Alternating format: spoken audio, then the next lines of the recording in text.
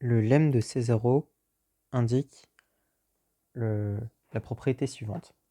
Si on a une suite UN à valeur dans R et qu'elle admet une limite L, alors la suite de ces moyennes arithmétiques tend elle aussi vers L. Pour le démontrer, on va reformuler le fait que la limite de la suite UN tend vers L. Donc cette proposition qu'on va appeler I est équivalente au fait que pour tout epsilon strictement supérieur à 0, il existe un, un m dans n tel que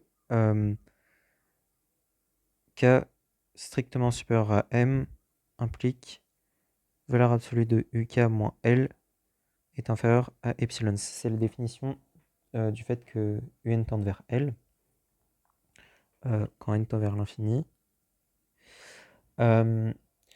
Et donc pour montrer la, la, pour montrer la propriété impliquée, on va calculer la valeur, on va calculer les limites de Sn moins L.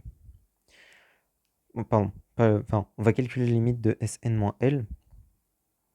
Et pour ça, on va en fait calculer plutôt la limite de la valeur absolue de Sn moins L et montrer qu'elle tend vers 0. Puisque, enfin, peut-être que ça, on va le remontrer après, mais donc si la valeur absolue, enfin, si on a une suite à n qui tend vers 0 en valeur absolue, ça implique que la suite à n tend vers 0 elle aussi.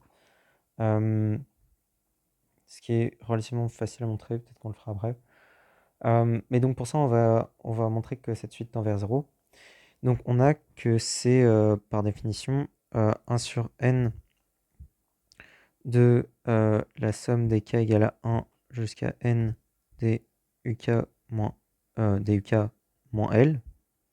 Ce qui est égal, enfin donc si on dit que, je vais laisser un petit peu d'espace, L c'est n sur n fois L, on peut le rentrer à l'intérieur, et donc ça fait 1 sur n, pardon, 1 sur n de la somme des k égale à 1 jusqu'à n des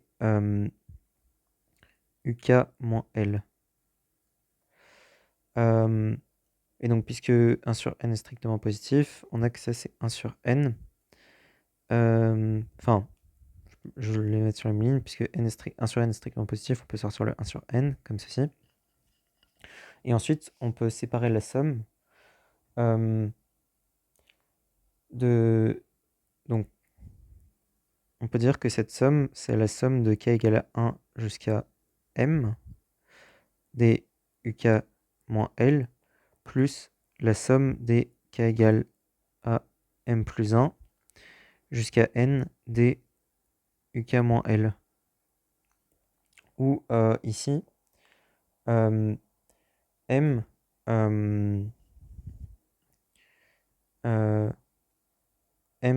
est tel, enfin, m c'est le nombre qui est vérifié par cette propriété.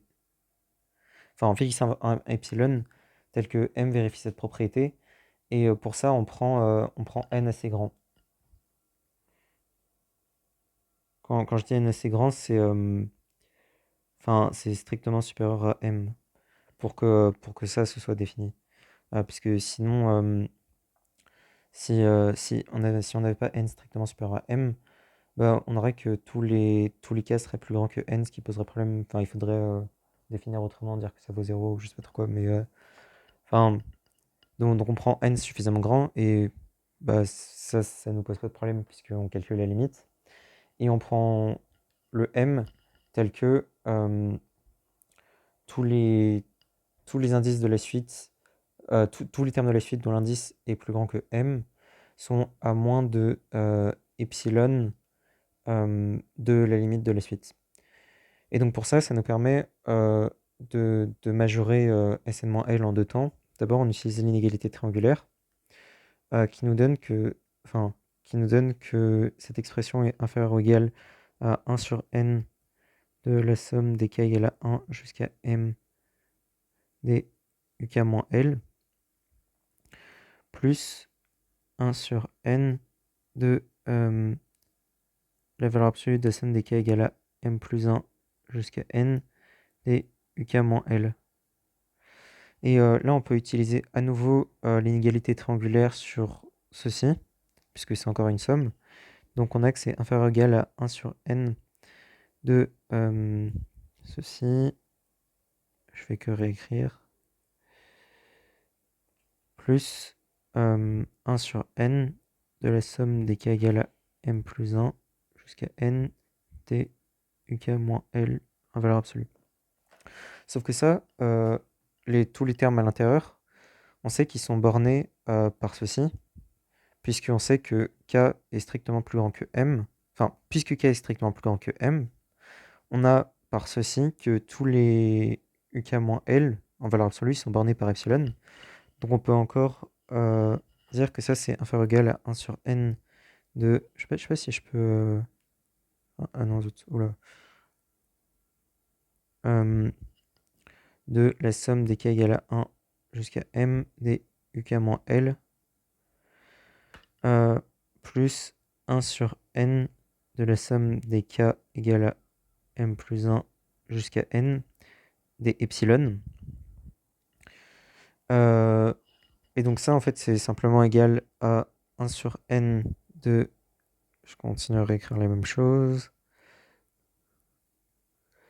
Voilà. Plus... donc là, ici, epsilon, c'est une constante, donc on peut le sortir. Plus epsilon sur n. Et puisque... Enfin, on additionne... donc ici, il y a n moins m termes. On additionne epsilon n moins m fois. Donc en fait, c'est juste n moins m sur n epsilon. Le sur n, c'est juste celui qui était ici. Et donc ça, c'est assez intéressant, puisqu'on se rend compte que si on fait tendre n vers plus l'infini, on obtient que ça tend vers... Enfin, puisque du coup, ça c'est une constante, ça dépend que de m. Et donc si on fait tendre n vers plus l'infini, sachant que n est défini avant m, ici. Si on fait tendre n vers plus l'infini, ça tend vers 0 plus epsilon, puisque ça c'est par limite de fonction rationnelle, et ça c'est juste par limite de 1 sur n en plus l'infini. Donc en fait, on a que... en fait, epsilon dépend de m, peut-être que je peux l'écrire comme ça. Mais c'est pas très important, puisque m dépend pas de n. Donc c'est une constante vis-à-vis de n. Donc on a que... aussi on a, puisque Sn-L en valeur absolue, c'est strictement positif. On a aussi que 0 est strictement inférieur à Sn-L. Et donc du coup, si on prend la limite, on a que 0 est inférieur ou égal à la limite quand n tend vers plus l'infini de Sn-L, qui est inférieur ou égal à epsilon de m. Sauf que epsilon de m, on peut le choisir arbitrairement petit. Enfin, il suffit juste de faire tendre... faire tendre epsilon vers 0, ça revient à faire tendre m vers plus l'infini. Donc en fait, on peut encore à nouveau prendre la limite quand m tend vers plus l'infini. Sauf que ça, c'est une constante vis-à-vis de n, de m et ça aussi. Donc en fait, si on fait tendre m vers plus l'infini, on se retrouve juste que 0, c'est inférieur ou égal à la limite quand n tend vers l'infini de Sn-L, qui est donc inférieur ou égal à 0. Donc ce qu'on montre, en fait, on utilise plus ou moins le théorème des gendarmes. Mais comme on a des limites, on prend la limite sur deux variables, c'est légèrement différent, on va dire. Donc on obtient que la limite quand n tend vers plus l'infini de Sn moins L, c'est égal à 0 cette fois-ci. Et donc, oula, ça n'a pas marché. Et donc maintenant, il nous suffit juste de montrer que on peut enlever les valeurs absolues. Donc pour ça, on va juste revenir à la définition. Donc si on note cette suite, on va l'appeler, comment on peut l'appeler, AN. On va revenir à la définition de suite. Enfin, pardon, pas pas l'intérieur, bien... Ah oui, enfin donc, on va dire que... Oula, bon, c'est pas grave, ça va retirer le cadre. On va dire que l'intérieur c'est Bn et l'extérieur c'est An. Donc on a que An, c'est la valeur absolue de Bn. Donc si on écrit les définitions d'une limite, on a que... on sait que la suite des AN, elle tend vers 0, quand n tend vers plus l'infini. Donc on a que pour tout epsilon strictement supérieur à 0, il existe un m dans n, tel que n strictement supérieur à m implique la valeur absolue de an moins 0, oula, moins 0, est strictement inférieur, oula, pardon, à epsilon. Donc ça, c'est juste la valeur absolue de an est strictement, je dis supérieur, strictement inférieur à epsilon. Et ce qu'on veut montrer, c'est que pour tout epsilon strictement supérieur à 0, il existe un m dans n, tel que n strictement supérieur à m implique la valeur absolue de Bn, qui est strictement inférieure à epsilon. Donc ça, on sait que c'est vrai, et on va montrer ça. Donc si peut-être on les appelle genre 1 et 2. Donc on a par 1, donc si on fixe un m tel qu'on a 1, on a donc que... ouais, pardon. On a donc que la valeur absolue de an est strictement inférieure à epsilon, ce qui implique que la valeur absolue de la valeur absolue de Bn est strictement inférieure à epsilon, sauf que ça, bah, c'est puisque valeur absolue de Bn c'est strictement positif, on a que ça, c'est juste valeur absolue de Bn strictement inférieure à epsilon. Donc ce qu'on a montré, c'est que pour m suffisamment grand, enfin pour m tel qu'on a 1, on a aussi 2. Donc ce qu'on a, c'est que cette proposition-là implique ça, et donc ça revient juste à dire 2. Donc en fait, on a bien que si une suite tend vers 0 en valeur absolue, alors elle tend vers 0 tout court.